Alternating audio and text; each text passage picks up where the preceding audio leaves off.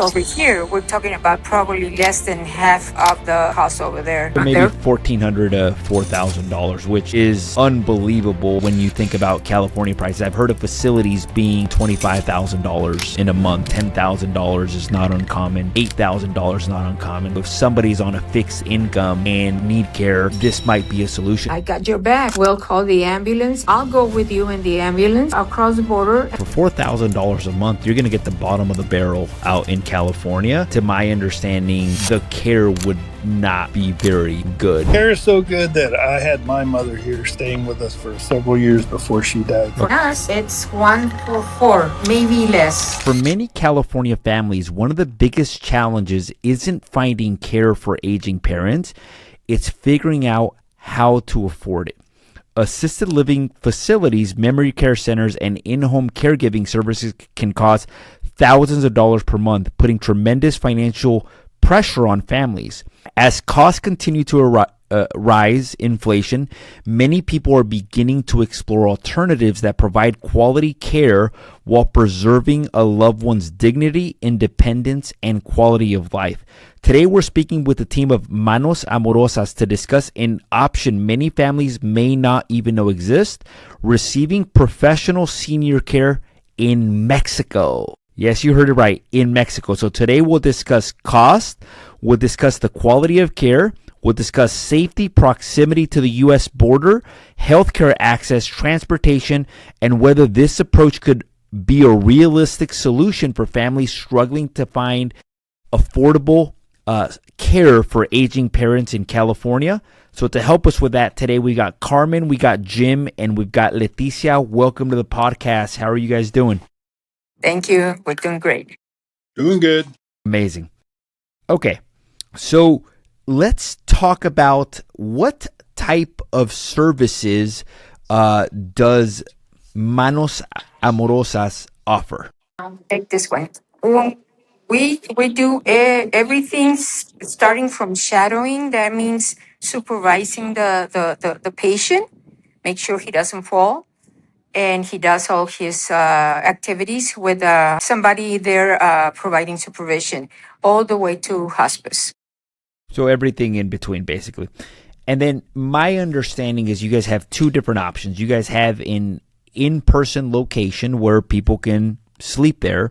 And then you guys also offer in-home care. So if somebody wanted to buy a house in Mexico, you guys can have somebody actually go and shadow them if needed, basically. Okay.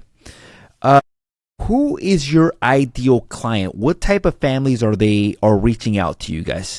Well, we've been with this care in TJ for 13 years, and we've been getting a lot of from the States, all the way from New York to Vegas, Arizona, all over.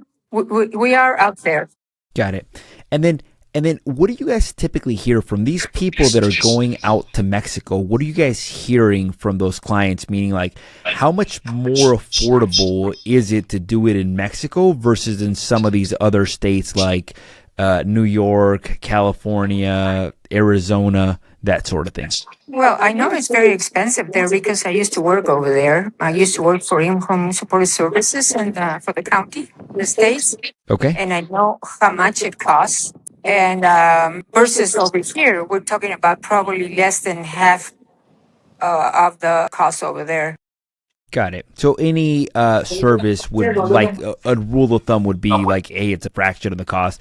Now, for people that are a little bit like hesitant, Mexico, Tijuana, like, would you say that not only it's a fraction of the cost, but the care would actually be the level of care would be better? In my facility, it is. It is because we make sure they have that all the care, all the necessities that they have are met. And I always tell them, and they usually in front of me and my coworkers, I can bring everything to you, just don't ask me the moon. That's funny. Everything except the moon. Okay. So let's go over pricing, because I think that's going to be really important. And then we can go over some of the different things. You were telling me earlier off camera that there's like a price for the bed if somebody wants to stay there. And then the other costs depend on the level of service, and there's this process of an assessment. Can you walk us through that assessment and base prices and additional cost? Maybe not even specific, just maybe like a range, like, hey, look, like the could be this and the top end could be that. Okay. Well, we do an assessment first. This assessment will give us the level of care. Maybe you probably make an appointment before and just go visit the facility. We're talking about the facility. You go visit the facility, you say, well, I want a private room or I want a joint room. We have a room that has 3 beds, right? So it doesn't matter what level of care you need, but everybody's going to pay differently depending on, like I say again, the level of care. So we're talking about if you pick a room, let's say your mother and bedbound, one is walking and the other has other situations that really need to be assisted by us. So it varies. The bed would be probably around 1,400. For a private room, or is that a joint room? A joint room, and the private two hundred 2000, 2,100 2100. around there. Depending on the room, there's several prices because of the way the room it is. If it's smaller, bigger, the and all that. But it's not more than 2,100. To that, you're going to add up the care that already we did the assessment. We do vital signs. We check all the body, make sure it doesn't have any bruises, and if it does, what happened there, and we monitor. We take pictures, and we do a cognitive test also to see if she or him is in a present time, if they have dementia, Alzheimer's, or other illnesses. What do you need from me? What am I going to provide from you? A lot of questions on medical history. We do labs just to make sure that, because we do also a diet, especially for them. If you're diabetic, we have to do a diet for you, prepare a diet. If you're cholesterol, if you're, well, depending on what you have, if you're anemic, we got to have those labs because those are going to tell us how we're going to work with you. Okay, one thing is what you need, and another thing is what I see. Okay, so join those together. We have to work based on that, right? Yeah. So obviously, you guys factor both of those in, basically. Yeah. Mm-hmm. Okay. And then I think off camera, just depending on what it was, you kind of gave me a range. You're like, okay, it could be as low as just like maybe like a couple $1,000s a month, all the way up to like maybe like $8,000 and everything in between, just depending on what is really needed. And I think what you mentioned to me was that in that $8,000 range, that's more like hospice type of, and obviously a lot of these prices can change, meaning inflation, just different things. That's and the facility is different because we have a lot of patients there. So they each of them pay a little bit of the cost of all the expenses of the house. That cost is when you go outside because we have to charge the hour, the transportation, the how far it is, and all that. If you like, for now, we're charging. If we go to the house, we're charging $12 the hour. If they go to your house, basically it's $12 an hour. And then if I go to your house, if you I'm go sorry. to the house, basically, which is phenomenal, just because in California, the minimum wage is a lot north of that. And then for in-home care, it can be a lot more expensive. So in your location at Manos Amorosas, is that still that $1,400 to $8,000 range, or is No. Is it lower or higher? No, it's lower, and the facility is lower. Okay, because I don't know how to put it. All the expenses that the house creates are divided by all of them. Okay, if I go to your house, you have to pay for food, you have to pay for transportation, you have to pay for my time and all that. In the house, everybody pays for the food, but at a gross amount. It's subdivided between them. Yeah, exactly. Uh, What is that range if they came to visit and stayed at the location, approximately? Probably have like 4,000 So maybe there. $1,400 to $4,000, which is unbelievable when you think about California prices. I've heard of facilities being like, I heard of this facility being $25,000 in a month. You know, $10,000 is not uncommon, $8,000 is not uncommon. So if somebody's on a fixed income and need care, this might be a solution. Now, what does that include? Does that include food? Does that include activities? What would it be like if I went there and I needed in-home care? Like, what would a typical day be like for me? Well, first of all, you have to set a routine for them, depending on the assessment and anything that we spoke with the family. It will include 3 meals and 3 snacks. The third one being optional, because sometimes they sleep very late and I don't like them to stay awake with an empty stomach for so long. Then will include all sorts of activities, cognitive activities, motor skills activities, patio activities, what else? I mean, everything. Manicure, oh, we did a spa day. It's manicure. I love it. And we pamper them. We really care for them. We make sure they're okay. And regarding the food, that's why I was kind of late today, because I was buying provisions for the we have a client in Rosarito. So I was buying off his groceries for 2 weeks, but include liver, meat, only ground meat because it's hard to digest the other meat. Fish, sardines, tuna, chicken, everything. They eat everything. They eat very healthy. And we do everything for them. It's not like in the States, oh, that's not my department. I can't do it. We'll do everything. Yeah, it's amazing because one of the things that I hear from clients moving into these senior cares when they're shopping around, it's like, look, they'll go test out the food and they'll be like, hey, like just to make sure that, because if they're going to be there every day, they'll test it out, be like, hey, am I happy with the quality of the food? Because that's important. But I'm imagining that here, obviously in New Mexico, the food is delicious. I'm imagining that the patients are extremely happy. Okay, so to work there, like, what are the requirements to work there? What type of training do the employees have? Because I would imagine if somebody's watching this video, they're like, okay, like, is this like somebody's aunt taking care of my dad? Is this like, what training is required to be able to work there? To be able to work there, you need to have a certificate at least until nurses practitioner. Okay. No, nurses assistant. Okay, so they know what they're doing when we're addressing them or addressing issues. We also have caregivers because sometimes, like the shadowing, they really do not need a nurse. It's just making sure they're safe, making sure you prepare the meals, make sure he takes the shower, make sure he or she doesn't fall. Okay. And we have a doctor specializes in palliative care and licensed nurses. I mean, we're pretty covered.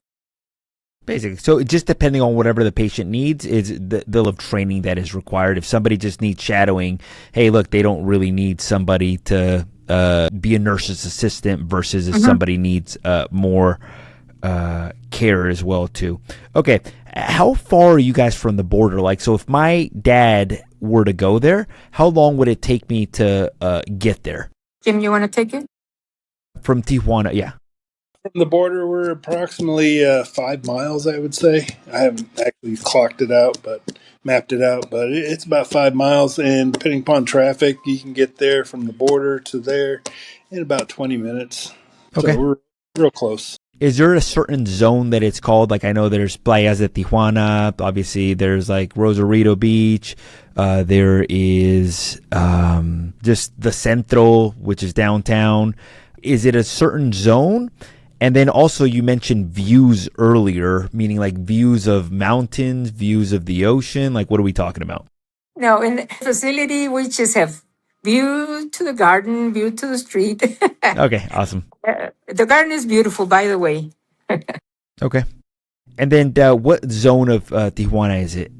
Is it near the playas, near downtown? No, you know where the Cholo Stadium is? I don't personally, but I'm sure that the viewers can look that up where the Cholo Stadium is at. So It's like 10 minutes away from there. okay, nice, It's not far. It's really not far. And it's very accessible because we're like right there on the main boulevard.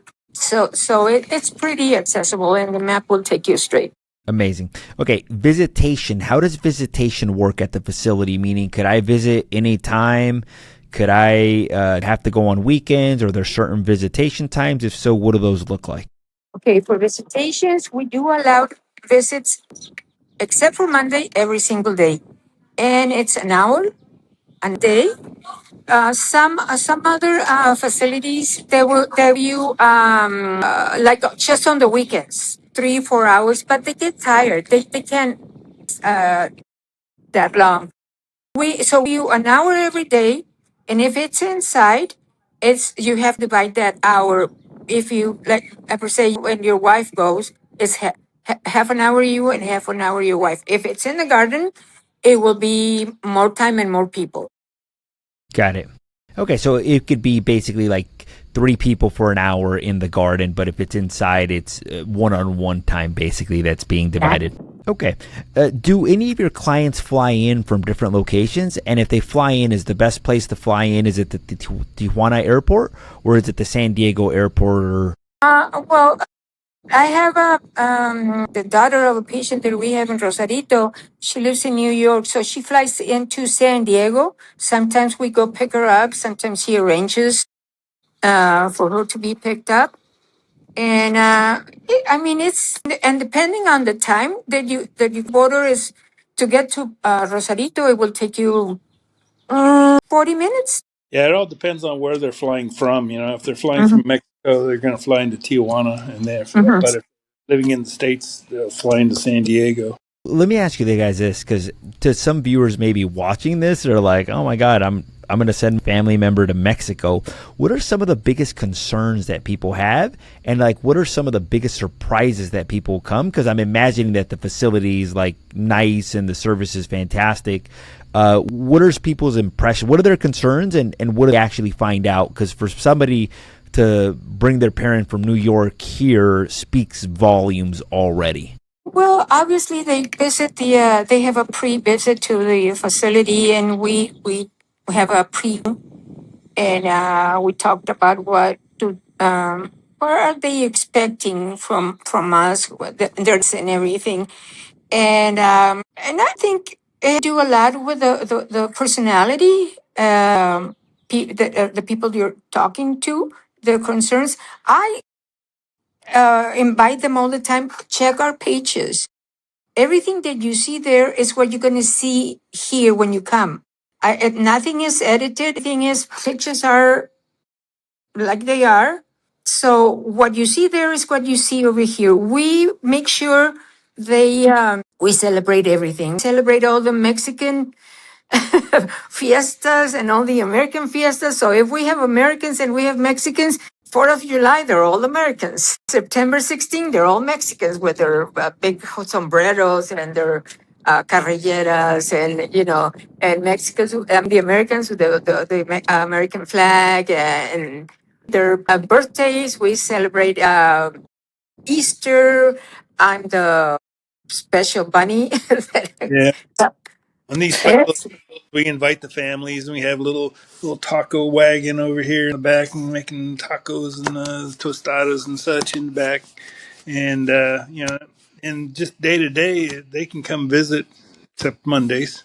But if they can't come visit, we'll set up a video call so they can call anytime. Well, not late at night, obviously, but anytime within certain hours. Yeah, and do like a FaceTime video basically Yeah, with the. yeah. Yeah. We recommend that all. Say, hey, you know what? You can't make it. Just call them. Let them know that you're still there. You still. It's sad. At the location in Tijuana, about how many patients would you say are there? And then what is the ratio between maybe staff to patients? Meaning, is it like 1 to every 10? Is it 1 to every 5? I'm imagining some people have that No sort of question. entiendo. You'd be surprised. Usually it's like 1 for 10.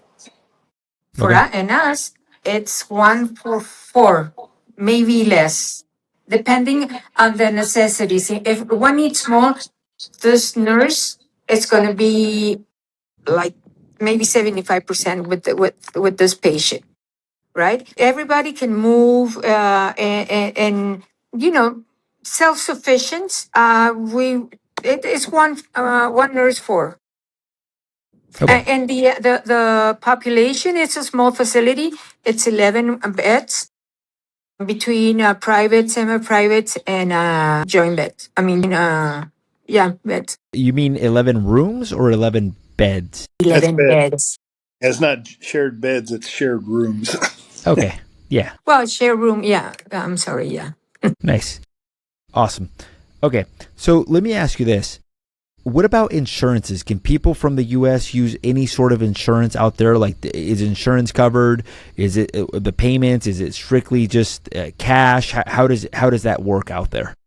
Well, basically, it's cash. I mean, we would not have any problem, but collecting the insurance is terrible. They ask you for a lot of, not ask you, but they take long, and we have to provide. We have to make sure they're having a quality of life, quality of service. So we can't wait for 2 or 3 months for the insurance to collect. Yeah. So this program or this service is basically for somebody considering maybe moving into a place in California that's going to cost them $7, $8, $10,000. Maybe that's all the income that they have. If they spend all $7,000, $8,000, they don't have any money. They can come down here, maybe spend $4,000 and have $4,000 left every single month and live extremely comfortable. This is what type of client this is for, which is very common. Or if somebody only has $4,000 a month and they need a place to live, I mean, they're going to pay rent in California $2,000 a month.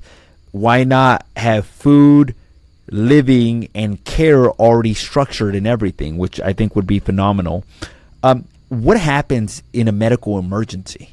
Like if somebody, like a situation, like how close is the nearest hospital? Like, Okay. That depends. If you are Mexican or they have like insurance here, the Seguro Social, which is a social security, that's for workers. And so that we're gonna call the ambulance. They'll be taken over there. But in this case, Americans are concerned. Well, you know what? I have my insurance over here, and I would like to be taken care over here. No problem. I got your back. We'll call the ambulance. I'll go with you in the ambulance across the border, and from there we'll call 911. I'll still be there with you. And if you're coming, but because this has happened, you're not there yet as a family member, I'll go to the hospital now, and I'll wait for you at the hospital, and I'll let you know what's on. so basically, because they're so close to the border, you can actually transport them to the border, and 911 can meet them at the border to be able to go to the hospital. Correct. Yeah. That's phenomenal. Okay. And if there's like medical appointments, whatever, we can cross them ourselves. We have in the past. We've driven across, all that, take care of them, bring them back. That's amazing. So they could actually still receive the best of both worlds, basically, because of the That location. too. What about medication? How does that work? Like if I'm a little bit older in age and I need medication, how does that? Well, that's what we're there for. We'll make sure that you get your medication at your time and you take your together with your meals. Obviously, it's a prescription. There's a doctor involved. If you you might bring your the state, but when we do an assessment, there's also a doctor that is going to be the responsible party here of patient, and or when they're deceased, she's going to be responsible to release it. So she has to be aware of what's going on. So when we receive the with all his medications, she does another assessment and makes sure that what he's taking, what hearing and seeing, and obviously she's going to say, well, you know what? I think we need to cut this, and I'm going to add this medication. For the doctor to go to do her assessment, medical assessment, will why 2 weeks? Because we have to give input of all that we've seen in those 2 weeks. I did the assessment. I can tell her, you know what, she has a bed sore, and it's in this stage. We have we're treating her, and her labs are here. And on those 2 weeks, we noticed that she's been depressive, she's been aggressive, you know Yeah, all the typical stuff. exactly. So that's why she needs that time. We need that time for her to come in and really, really work as a team. Everything that she will prescribe is in a prescription. We'll never give anything that is not prescribed, and we follow instructions like we're supposed to. Amazing. Good. Any final words for our viewers, or anything else that maybe you guys think would help somebody just understand and maybe even schedule a visit to go visit you guys? Well, we have a webpage. You can ask there. We have an email. There's also there anything that you want to ask. And if you're curious in who we are, check our pages. Manos Amorosas .com, a webpage. And then our Facebook is Casa Manos Amorosas. It's in English, and we have testimonials there from American people that we have served. And see what we're all about. Just check us out. Give us the opportunity to meet and show you what we can do for you. And on the Facebook page, we post all the pictures from all our little fiestas.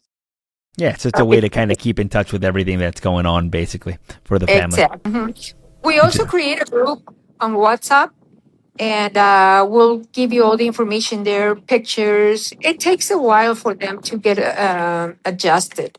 I usually recommend let them where they're going, because I have received people that they don't know, and we have to, oh my God, we do wonders with them.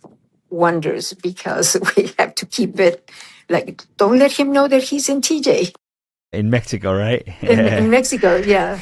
So he's in San Diego. I'm just kidding. No, but it's funny.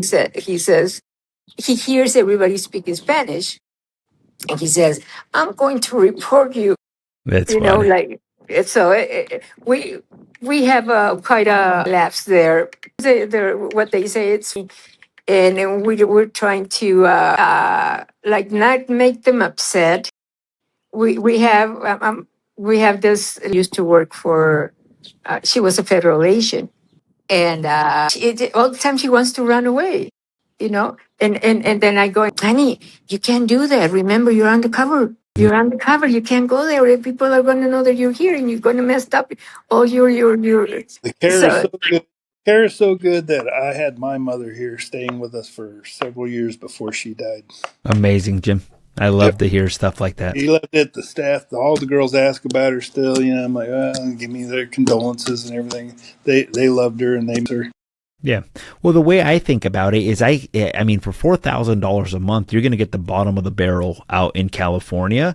And to my understanding, the care would not be very good. So if you can go somewhere where maybe the cost of living is a little bit lower and the cost of employment is a little bit lower, and provide higher quality food, higher quality care, and a huge savings, then it might be this might be the solution for somebody out there. So that's why I wanted to do this podcast, because I believe that there's somebody out there praying for a different alternative for their loved ones, and this might be that different alternative. And also, our girls are very empathy, patient, and love all the abuelitos. Yeah, which is amazing. Yes, they take care very, very good, very nice. yeah, Fantastic. that's very important. Having empathy a professional and love what that's very important. Otherwise, They love what they're doing, yes. Yeah, and for them it's life as well too, because I imagine they make probably a little bit more than they would somewhere else because the payment is in U.S. dollars. So I think it's a win-win for everybody. So I want to say thank you for taking the time to be on this podcast. In today's episode, we talked about California care for seniors versus care for seniors in Mexico. We had Leticia, Carmen, and Jim from Manos Amorosas .com and Manos Amorosas down in Tijuana, Mexico. I want to say thank you. If you've enjoyed this episode, make sure to hit that subscribe button. If you feel that this episode would be helpful to somebody, make sure to hit that share button. Thank you again, and make it a great day. Bye. thank Thank you. you. Same to Thank you. you. Bye. Do Bye. it again.